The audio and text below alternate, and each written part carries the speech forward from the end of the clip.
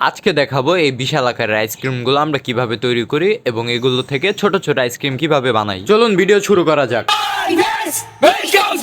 প্রথমে আমরা একটি বড় ডিস্কি নিয়ে নিব। ডিস্কির ভিতর পরিমাণ মতন দুধ দিয়ে সেখানে গুড় বা মিঠাই আমরা গুঁড়ো করে সেটা জাল দিয়ে নিব চকলেট কালারের আইসক্রিম করার জন্য।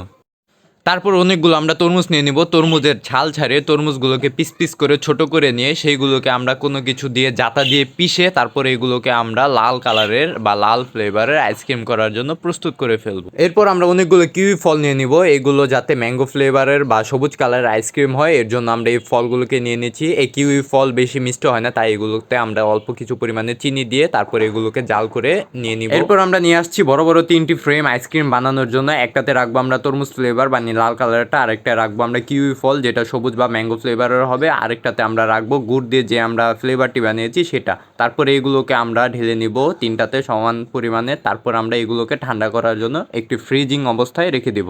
নির্দিষ্ট সময় রাখার পর এগুলো যখন বরফ হয়ে গিয়েছে তারপর এগুলোকে আমরা বের করে নিব। যেহেতু আমরা মানুষ অনেকজন, আবার আমরা এই আইসক্রিমগুলো অন্য এক জায়গায় দানও করব, মানে অনেকজনে মিলে খাবো, তো এর জন্য আমরা কি করব, এই বড় আইসক্রিমগুলোকে ভেঙে ছোট ছোট আইসক্রিমে রূপান্তরিত করব। আইসক্রিমগুলো ভেঙে গুঁড়ো গুঁড়ো করার পর সেই সবগুলো গুঁড়ো গুঁড়োকে আমরা এক একটা আলাদা আলাদা ফ্রেমে রেখে ছোট ছোট আইসক্রিমে রূপান্তর করব। এবং আইসক্রিমগুলোকে রূপান্তর করার শেষে আমরা সকলে বসে বসে এগুলো খাচ্ছিলাম। মাশাআল্লাহ, খেতে অনেক মজা হয়েছিল। তারপর আমরা অবশিষ্ট যে আইসক্রিমগুলো আছে এগুলো একটি অনাথ আশ্রমে দান করে দিব। এবং আপনারাও দেখেন সেখানে বৃদ্ধ মানুষেরা কত মজা করে খাচ্ছিল সেই আইসক্রিমগুলোকে।